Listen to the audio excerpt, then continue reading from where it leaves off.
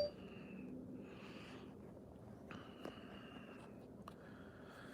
morning. Good morning. So, hope everybody's doing well. It's another edition or episode, if you will, of Conversations with Kerry. So, I want to know some of your questions. Before we get started, I'd love to always do a roll call just to kind of know where everybody's from and kind of give like their own shout outs. People could just say, like, yo, I'm from blah, blah, blah, blah, blah. You know what I'm saying? I think that's always kind of cool. So, as people start to come in the room, love to hear people give a shout out from where they are. I think that that's kind of a cool thing. Definitely let me get settled up in here, get comfortable, answer some of these questions. What's good? What's good? What's good? Love from Brazil. Definitely feeling that vibe. Who else we got in the house? North Carolina, North Kakalaki. So are you a Tar Heel or are you a Dookie? Which one are you? What's up with Philly? Yes, sir.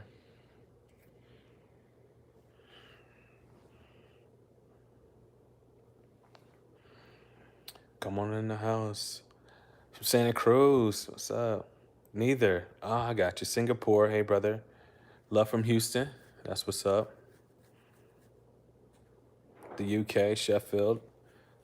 Hey, what's up? Miami. That's good. Who else we got in the house? Yo, since you come in, you gotta let me know where you from. Ah, Rio de Janeiro, but like Brazil up in here. We got Ghana up in here. That's what's up. Thanks for dropping all that knowledge, man. I appreciate it. That's what it's all about, Joey. That's what it's all about.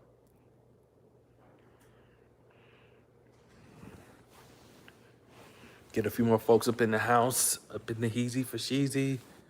Who else we got? VA, we got South Bronx, we got Trenton, New Jersey in the house. That's what's up. Oh, India, that's what's up.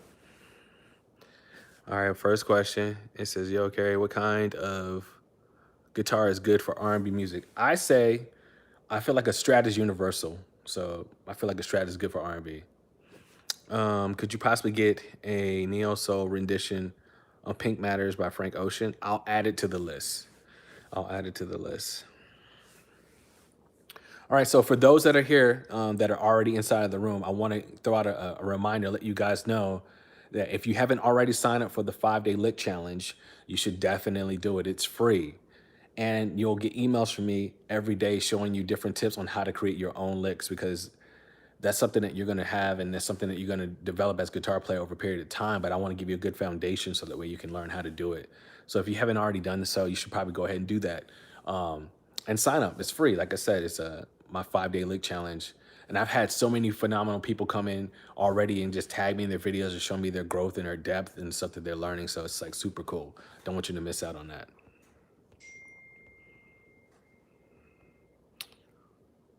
What's the name of the R&B chords you're always playing? That's super generic. I like to play a lot of minor sevens, major sevens, and minor 11s, and like minor 9 chords. Maybe that'll help you out.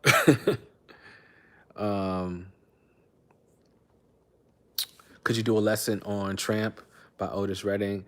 All of the song requests, I'll add them to the list. I have a long running list of different songs that people want me to do and want me to teach. So I'll add it to the list. And if I don't get it, that doesn't mean that I'm just ignoring it. It's just like I have a running list, seriously. When people that are always asking me, can you do this song? Can you do that song? So I just want to like give you guys a heads up and let you know. All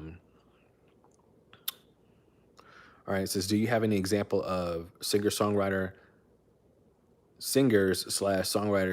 that are R&B guitarists?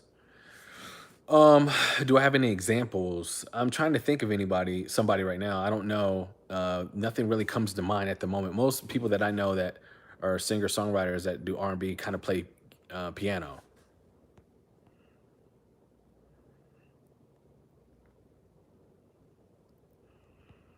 All right, let's go and look at this. Hey, Kerry, your Insta videos are always loud and clear. Do you record straight into your phone? I don't use my phone to record my Insta videos all the time. Sometimes I do, sometimes I don't. Sometimes I record like with my actual cameras, and then I just like I upload it that way. What motivates me? What motivates me is I just want to be great. Honestly, I just want to be great. I love music and I love playing guitar. It's just like it's a voice, so it's like The older you get, you want your conversations to be different. So I want to have a different conversation with the guitar. Like I want to be able to express myself differently. So that's what motivates me.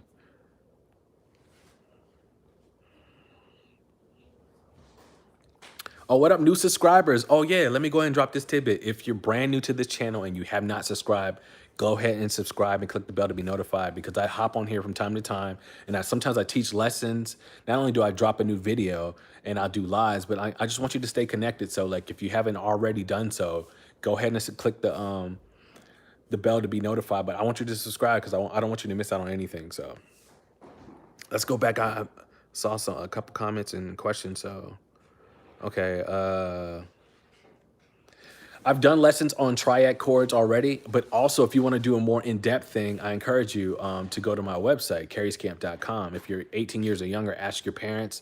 But if you're old enough, man, go check it out. Like I have tons and tons and tons of lessons on that kind of material. And I don't want you to miss out on something where I go deep in depth. And then you have me personally as your mentor that'll help you grow as a guitarist because that's what it's all about. It's about encouraging you to grow to reach your full potential.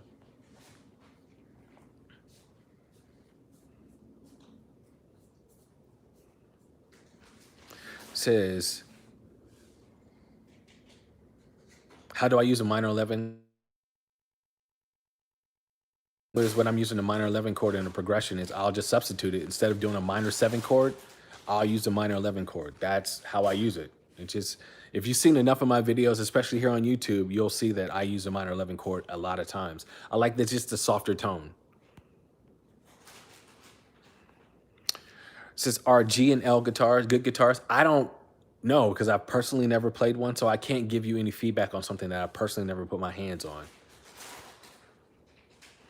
How does someone with roots in blues music move to R&B? It's simple.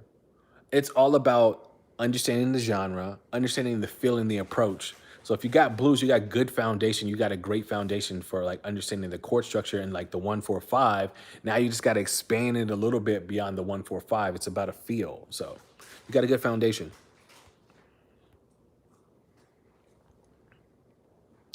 Okay, Kerry, in order to be an intermediate player, what must you master in the beginning stages to learn of learning guitar, regardless of the style you're learning? It says, also, I just bought a Squire Affinity Telly. All right, so if you want to move to the intermediate phase, I would say you have to have a good understanding of scales. You need to know the names of your chords, and you need to have a good grasp on playing chord progressions. Um, those are just some general basic ideas of some of the stuff that you need. There's a whole lot of stuff I can go into, but like I don't want to like monopolize the whole conversations with that. But yeah, just understanding scales, understanding how to play chords, understanding the actual chord names, and then just how to put kind of progressions together. And then just kind of being a little familiar with the number system. So that way, if I call out a number in whatever key you're in, you know exactly what that is.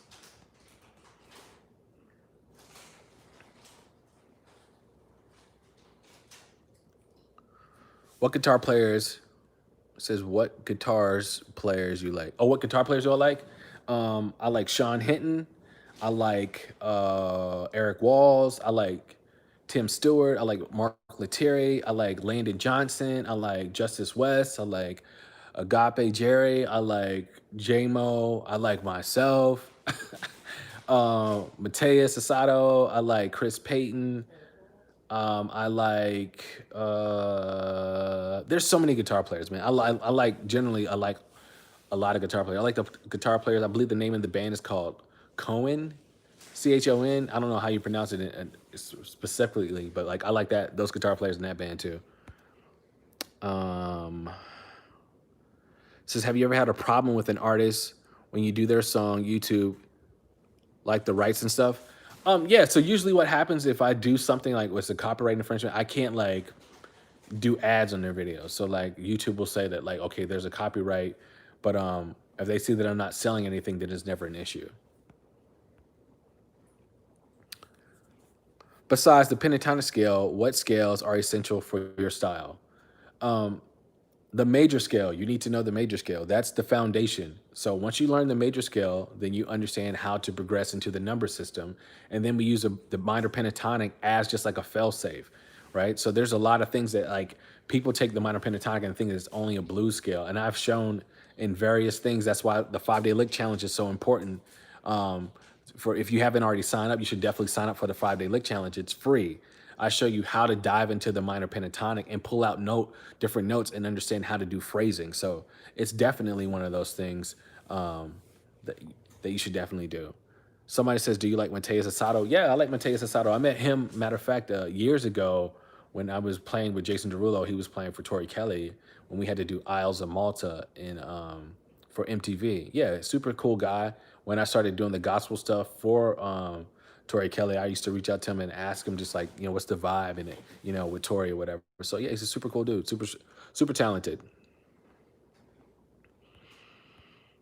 All right, let's go back in and started playing guitar around 2 months ago. Was wondering if you had any tips on how to transition between chords cleaner and move around the neck more smoothly. Yeah, so if you want to work on your transition, I would say work on transition between one chord to two chords. And then when you get those two chords solid, one, two, three chords, then they start expanding it to four chords. It's just one of those repetitious things. The more you start to do it, the better you start to develop at it. And what was your other question? And how you want to play around the neck. You got to start to learn the names of the chords so that way you can play the chords in different positions. So what I used to do was I used to try to learn all of the C major positions. Whenever I was doing a progression, I tried to do a progression when I was practicing that forced me to use the C major chord. So instead of playing in one position, I would play the inversion in another position. And then the next time I go around, try to play in a different inversion. So that way I would find myself playing around the neck of the guitar versus staying in the same spot. That's what you can do. Opinions on John Mayer and Melanie Faye. Melanie Faye is a great friend of mine, like super talented guitar player, super humble, super hungry. Matter of fact, Melanie and I did like a jam session a long time ago when she first came to LA. And if you are a member of Kerry's camp, I'm going to do a live Q&A with her that I'm super excited about next Saturday. I'm going to have her on so that the students of my Kerry's camp will be able to ask her questions and ask her about how it was for her to come on as a guitar player. My opinion on John Mayer. John Mayer is a talented guitar player, singer-songwriter, and he's found his lane. That's the one challenge as guitar players that I think sometimes especially like coming up in the game, people don't know how to find their lanes and aren't very successful. So he's found his lane. He's very successful. He's taken the things that he knows and he can do them very well. All right, that's another question. How long does it take to learn a song that you teach back to your students?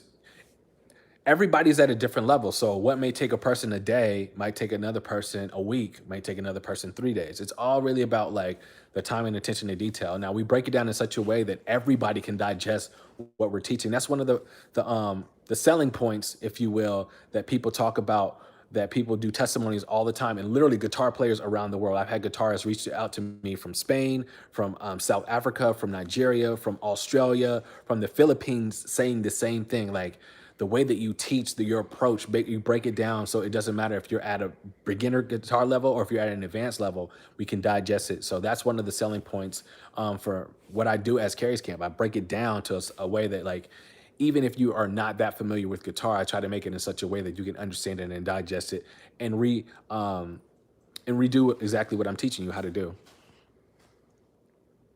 Okay, any tips for bar chords, specifically the minor seven chords and the bar chords, all six strings?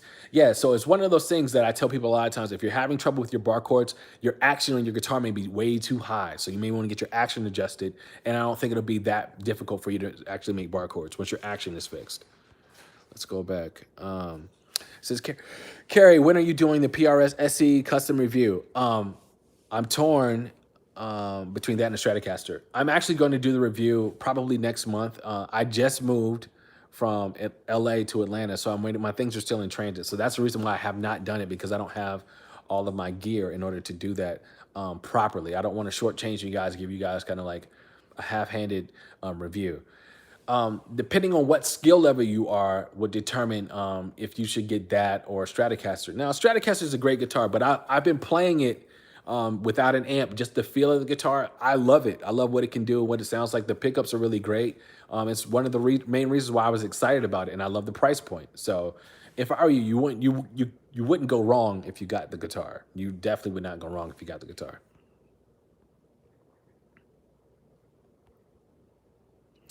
All right, should beginners start with an acoustic guitar and then move to an electric guitar? In my honest opinion, I've heard this question asked so many times. It really just depends. I like transitioning from an acoustic to an electric because acoustic sometimes the necks are a little bit wider. They are a little bit more challenging, and it's not like night and day, but it's just sometimes it's very small, like a difference in between the two. And then the one thing I like about an acoustic is you don't have to worry about buying the equipment to like plug it up. You can take it anywhere you want to and play it. So I say a lot of times it's probably easier to just something that's a little bit easier for you to do as a guitar player. I feel like that's probably a cool thing to do. Let's go back. I'm trying to get all of these questions. Hey, do you play live guitar anywhere? Right now, no. I don't think anybody's, well, I can't say anybody. I don't play personally live guitar right now. Number one, I'm trying to be safe for my family. That's my only, for my family and myself. So I'm not playing live guitar anywhere.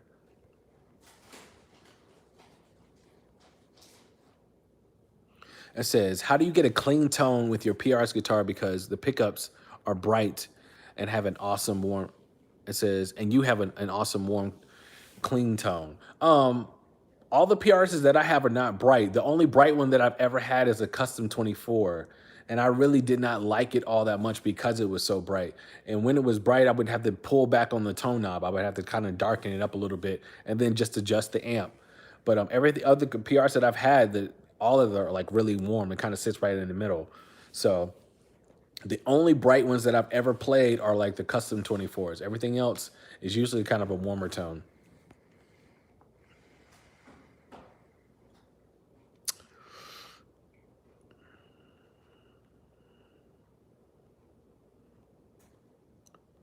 All right. How does someone with root? Oh, we answered that question. All right, G and L, we answered that question. Can you give us any tips in playing in a band, preferably a gospel band? Like, how do you play along with the others and not overplay? That's a great question. So, if you're playing in a gospel band and you're the guitarist, you have to ask yourself, what are you asked to do? I know a lot of bands want the guitar player to play all the lines. So if that's what you have to do, you have to learn the lines. You have to find a great lead tone in order to do that. Play all the lines. Or if you're asked to play chords and you're just playing rhythm, you have to play the rhythm and you have to use your ears. You really have to be sensitive enough to understand what everybody else is doing in the band, to stay disciplined enough to not overstep a boundary. It's about having a conversation. So imagine like you and another person have a conversation. Every time they're trying to say something, you're like, but, it will get annoying. It's the same way with music. You got to have that same kind of discipline to stay in your lane whenever you're playing. Hey, Kerry, do you archive the live Q&A sessions for your camp members? Yes, I do. Um, Yeah, all of the live Q and A's are archived. For even if a person misses them, they can go back and they can rewatch them. I do that all the time on Carrie's Camp. That's one of the benefits of being a member of Carrie's Camp. Even if you miss, even if you want to like send your questions in ahead of time, I answer all of your questions and they're all archived. So like regardless if you missed this one because you had to work or whatever life circumstances, you can go back and rewatch it. Over 50 new players. Where to start first? I'm a new camp member. So, congratulations and welcome to the camp. If you're brand new to the camp, there's a roadmap that tells you specifically of if you're a beginner, what you should be doing, and what kind of lessons you should follow because I have all of that kind of mapped out for you. So, just look in the you can either search in the search tab or you can send an email to support and they can point you out specifically and show you exactly where you need to start. I'm looking forward to just seeing your progress when it comes to being a camper.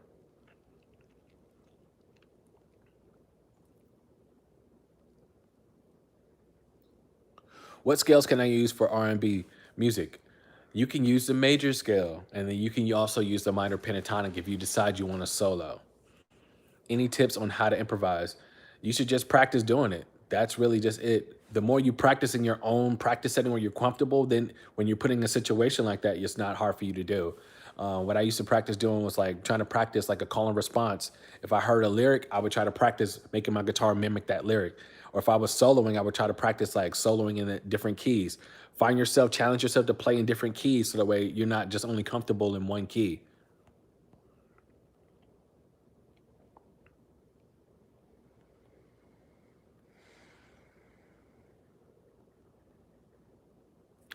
What are your thoughts on an HSS Strat? I absolutely love it. That's why I have two. I thought I had, do I have three? I think I have two, but it's my main go-to strat. Like if I'm going to play a strat setup, that's really what I'm going. That's what I'm looking for is that setup because I like the bridge. I like to be able to solo with that bridge humbucker because it's a lot thicker. It's not thin like you would normally have out of a regular strat. So hands down, that's one of my favorite strat setups. All right, when are you going to be able to It says, when are you going to be able to get our Kerry Too Smooth custom guitar? Honestly, I've talked to a lot of different companies, and it's just trying to find the right company that can really give me the vision that I want and the price point. Because what I don't want to do is I don't want to get like it's a custom Kerry Too Smooth guitar and it costs like $4,000 and then nobody buys it. That defeats the point. So I'm trying to find something that's at a price point that's reasonable for the consumer. And that's really been like my biggest issue. I'm always about trying to understand because I know what it's like being a consumer and wanting to buy gear. I don't want to spend all of my money on one guitar. Then I got to figure out how can I buy this other piece and this other piece and so and so. So that's what's the hang up, trying to find the right company and the right price point.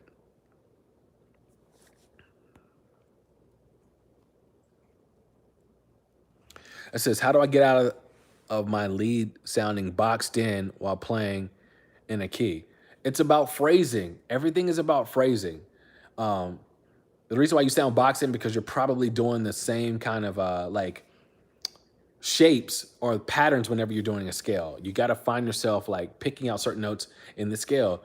Hence why the 5-day lick challenge, if you haven't already signed up for it, is so important because I'm showing you, going through is trying to show you different ways of how to pick out different notes in order to create your own licks, your own riffs, how to solo. So it's free. There's a lot of people that are benefiting from it. Like I said, I just had people from all over, literally all over the world. I'm not just saying that because it sounds cool, but I'm saying people that are from the Philippines, from South Africa, people from Australia, people from Spain commenting on how it's beneficial to their playing. And so I'm seeing the growth in their playing from just using the 5-day lick challenge. So I really, really encourage you to go sign up for it because it's really going to help you out as a guitarist.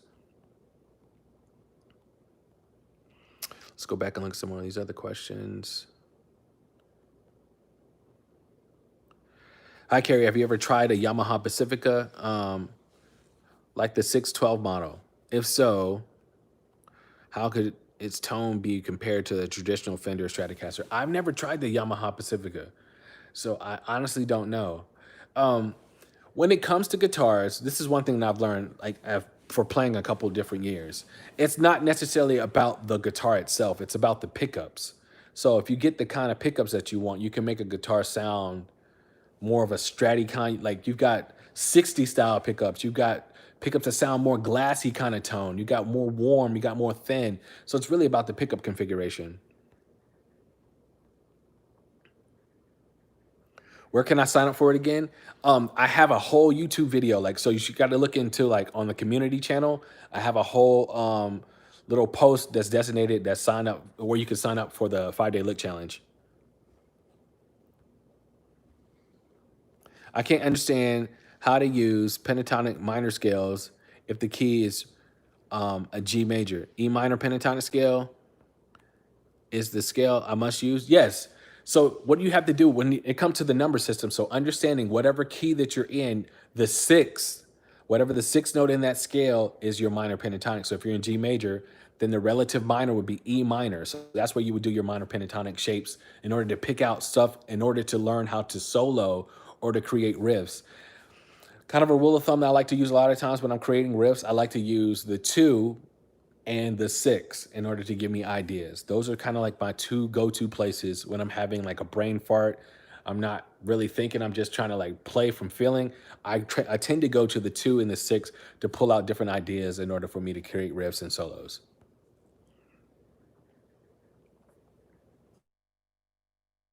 In your career with acoustic guitar, what brands are the best to get low action? To get great, as it says, great low action. I say a Taylor right now. I'm currently with Taylor. Taylor makes some phenomenal guitars. Like when I wasn't playing Taylor and I was like backlining different kind of guitars, I used to like a Gibson guitar. I believe it was like the JP 500 or 800, whatever those. Gibson makes some really good guitars, but those are really pricey guitars. So you have to just find whatever works in your budget. But I feel like Taylor makes some really good guitars. Martin makes some really good guitars as well.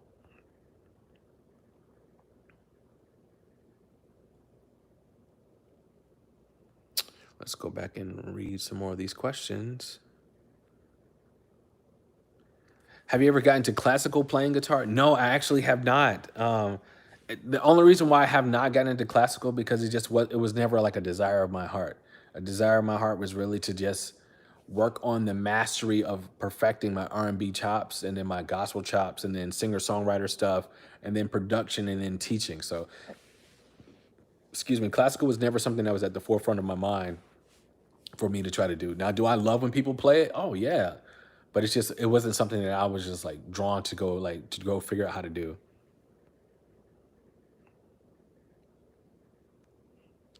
Can't seem where to go find up. So yeah, if you go to my channel, there's a communities tab. In that communities tab, there's a post that talks about the 5 day lick challenge. That's where you can go to sign up for the 5 day lick challenge. Oh, congrats on hooking up with Seymour Duncan. Yeah, man, I really appreciate it. That was like something that kind of just fell into my lap. We have been in communications, and like when we talked about the ordeal of us signing up and everything, just kind of worked out. So man, I'm really appreciative and really excited about the partnership with Seymour Duncan.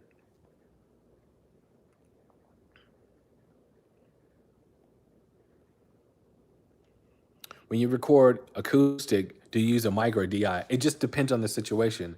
So a lot of times in my home setup, I usually just use a DI. If I'm in a studio, like a bigger studio, then 9 times out of 10 they're gonna mic me up. A lot of acoustic albums that I've played on, I've been mic'd up. I've done both. Sometimes they will mic me up and they'll go direct as well. So they have two lines. I've done that many times as well.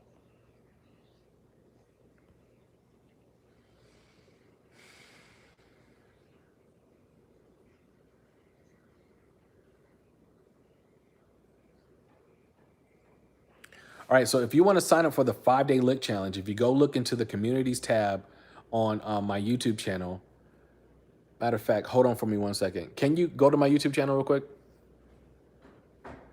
So I can tell you guys specifically how to get there and how to sign up.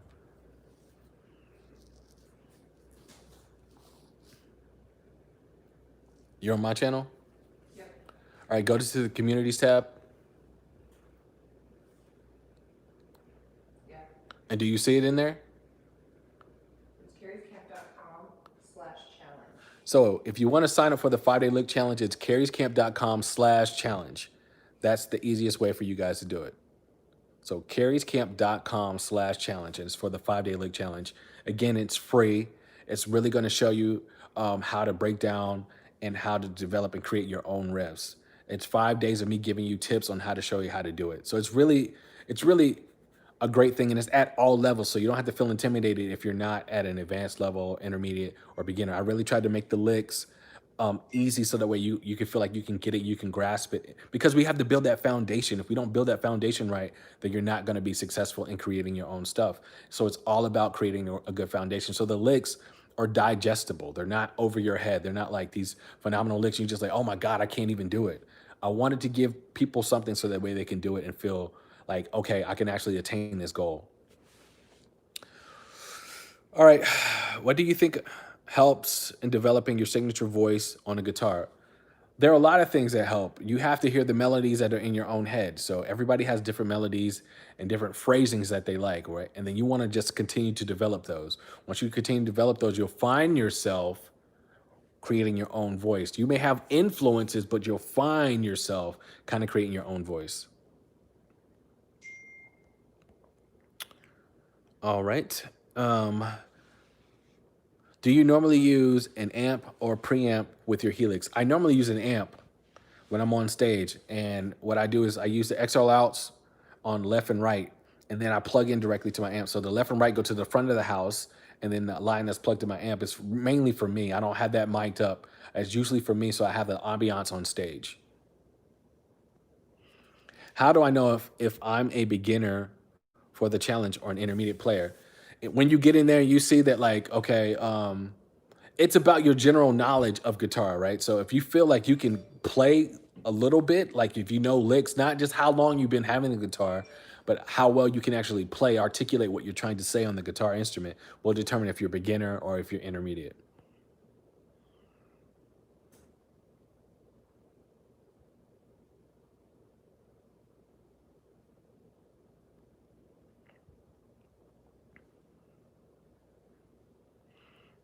No, I don't have any videos on how to use a looper. I'm not a huge fan of loopers, like the actual looper pedals. Now, what I'll do is, um, when I'm like, let's say in Logic and I'm kind of creating a track, then I'll normally set like a loop. And that's only really for me as a guitar player to really work on, um, when I'm in the studio. Like I'll lay down one foundational like chord reference, and then I'll go back and add another chord reference. So I'll learn how to stack different kind of chord references and not like be competing with each other. So the thing and the challenge you have to worry about as a guitarist is when you're really learning how to do all of these kind of cool tricks, not to like oversaturate the music. So you have to learn how to space them out, find a cool chord pass that sounds really cool, find something else that goes underneath. The more you can layer a track with good stuff, the better it will sound versus trying to do everything all in one take. It's all over the place. Kerry, in your opinion, who is the number one R&B guitarist to listen to and learn from? Me. And I'm not being funny, and I'm not just talking and just like being facetious. I am the number one R&B guitarist to learn from because I care. And the thing about it is, I will tell you this from everybody else, and these are people that I know. I'm not just saying this because I'm just saying this. Everybody cannot teach. That's the difference. They may be able to play better than me, and there's not that many that can play better than me, but they cannot teach you what they're doing. They cannot put it in a digestible way for you to understand how to do it and regurgitate it and play it yourself. So when it comes to learning R&B guitar play, like learning how to play R&B guitar, that's why I'm the number one guitar player, because I care. I've taken all of the life lessons that I've learned and I'm trying to learn from other people, even some of the people that you deem as probably your favorite guitar players. They cannot teach you how to play. And if they try to teach you and show you, it's over your head. So you will not get it. You will not be able to do it. So I didn't mean to get on my soapbox about that, but I just wanted to. I'm really passionate about teaching the next generation on how to play guitar. All right. He was the first person actually teaching. Sweet, sweet, sweet. It says, I do like your style and the way you break things down, Kerry. Appreciate that.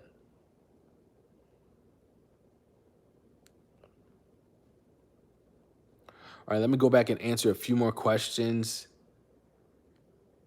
All right, it says, outside of guitar, which musicians have influenced you the most for developing your voice? Keyboard players, right?